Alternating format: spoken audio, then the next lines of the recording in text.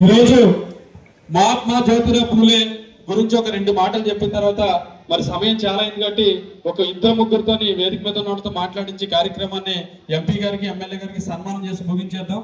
ముందుగా మహాత్మా జ్యోతిరావ్ ఫూలే ఎక్కడో మహారాష్ట్రలో పుట్టినటువంటి వ్యక్తి. మరి 200 సంవత్సరాల కిందట భారతదేశ ముఖ చిత్రం ఏ విధంగా ఉండేదో కులాలు మతాలు ప్రాంతాలతోటి మనందరం కూడా చదువుకున్నాం. అలాంటి పరిస్థితుల్లో మరి ఆంధ్ర రాష్ట్రానికి ఉమ్మడి ఆంధ్ర రాష్ట్రానికి ఆయన్ని పరిచయం చేసినటువంటి వ్యక్తి ప్రజారాజ్యం పార్టీని స్థాపించినటువంటి మెగాస్టార్ చిరంజీవి గారు. వారు ఈ యొక్క పూలే గారి యొక్క ఫోటోను వేసినప్పుడు ఎవరి పూలే అని అంతకుముందు మాలాంటి ఏదో యూనివర్సిటీలో చదువుకున్నటువంటి కొంతమంది మేధావి వర్గానికి తప్ప మిగతా వారికి పూలే గురించి పెద్ద పరిచయం లేని పేరు. కానీ ఈ రోజున ఆంధ్ర రాష్ట్రంలో అధికారికంగా అన్ని రాష్ట్రాల్లో చేసినట్టు ఈ రాష్ట్రంలో అన్ని మండలాల్లో అన్ని జిల్లాల్లో ప్రభుత్వ కార్యక్రమంగా చేపట్టారు ముఖ్యమంత్రి చంద్రబాబు నాయుడు గారు. అంటే పూలే గారు ఎవరు, వారు ఏం చేశారు ఈ సొసైటీ కోసమని మరొకసారి తెలుసుకోవాల్సినటువంటి అవసరం ఉంది.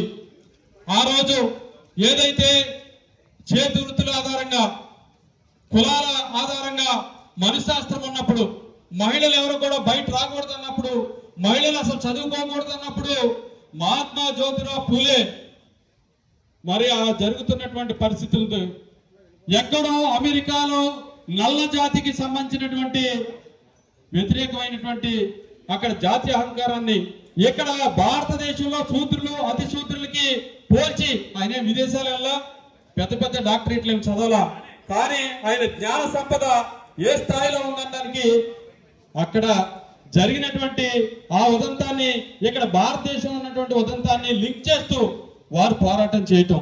ఏదైతే బ్రిటిషర్స్ ఈ యొక్క దేశంలో అణగారిన వర్గాల వారికి కావలసినటువంటి అవసరాలు ఏముందని చెప్పేసి హంటర్ కమిషన్ వస్తే ఆ హంటర్ కమిషన్ కి భారతదేశంలో అసమానతలు ఉన్నాయి, మూఢనమ్మకాలు ఉన్నాయి. ఈ అసమానతలు పోవాలన్నా మూఢనమ్మకాలు పోవాలన్నా అసమానతలు తొలగాలన్నా ఏకైక మార్గం విద్య. విద్య ద్వారానే విజ్ఞానం పెరుగుతుంది, విజ్ఞానం ద్వారానే తెలివితేటలు పెరిగితే తెలివితేటలు ఉంటేనే సమాజ స్థాపన ఏర్పడుతుందని చెప్పేసి మరి దాదాపు 160 ఏళ్ల కిందటే పాఠశాలలు ప్రారంభించడం.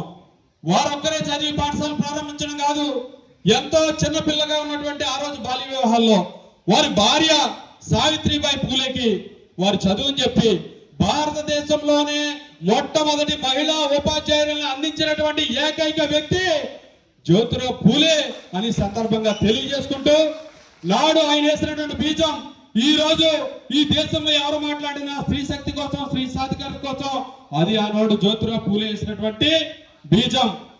ఓ పక్కన మహాత్మా గాంధీ, రెండో పక్క బాబాసాహెబ్ అంబేద్కర్, రెండు వైరుధ్యమైనటువంటి విధానాలతో ఉన్నటువంటి వ్యక్తులు. వారి ఇరువురు కూడా జ్యోతిరావ్ ఫూలే గురించి చేసినటువంటి ఒక 2 వ్యాఖ్యలు ఫూలే సేవలను తెలుసుకున్నటువంటి మహాత్మా గాంధీ నేను కాదు నిజమైన మహాత్మా, జ్యోతిరావ్ ఫూలే నిజమైన మహాత్మా అని చెప్పాడు. అంబేద్కర్ గారు ఫూలే గారు చనిపోయే టైంకి అంబేద్కర్ గారు పట్టలేదు, కానీ ఆయన సేవలు వారి తండ్రి ద్వారా తెలుసుకొని ఆ పుస్తకాలన్నీ కూడా చదివి నా గురువు జ్యోతిరావ్ ఫూలే అని బాబాసాహెబ్ అంబేద్కర్ గారు ప్రకటించారంటే ఫూలే గారి సొసైటీకి ఈ దేశానికి చేసినటువంటి సేవలు ఏ విధంగా ఉన్నాయో మనం అర్థం చేసుకోవాల్సినటువంటి అవసరం ఉంది. అలాంటి పరిస్థితుల్లో గులాంగిరి అనేటువంటి ఒక నాటకం దేశాన్ని కదిలించే విధంగా మరి ఈ రోజున ఆ గులాంగిరి నాటకం కానీ సత్య శోధక సమాజం ఏర్పాటు చేయడం కానీ క్షయరోగుల కోసం జీవితకాలం పనిచేసి వారి భార్య కూడా ఆ యొక్క క్షయరోగం కోసం పనిచేసి ప్రాణాలు వదిలినటువంటి విషయాన్ని ఈ సందర్భంగా తెలియజేస్తూ మరి వారి సేవల్ని మనం గుర్తుపెట్టుకుంటూ వారు చేసినటువంటి విషయాల్ని మనందరూ కూడా మనం చేసుకుంటూ మనం జాతికి ఏం చేయాలి ఎట్లా చేయాలి అనే విధంగా ముందుకెళ్లాలని ఈ సందర్భంగా తెలియజేసుకుంటూ దీంట్లో ఇరువురు కూడా యంగ్స్టర్స్ ఆ బయట ఫ్లెక్సీలో చూసారు, ఇద్దరు కూడా వాకింగ్ స్టైల్ చాలా స్మార్ట్ గా బ్రహ్మాండంగా వారు నడిచొస్తున్నటువంటి స్టిల్స్ ఉన్నాయి.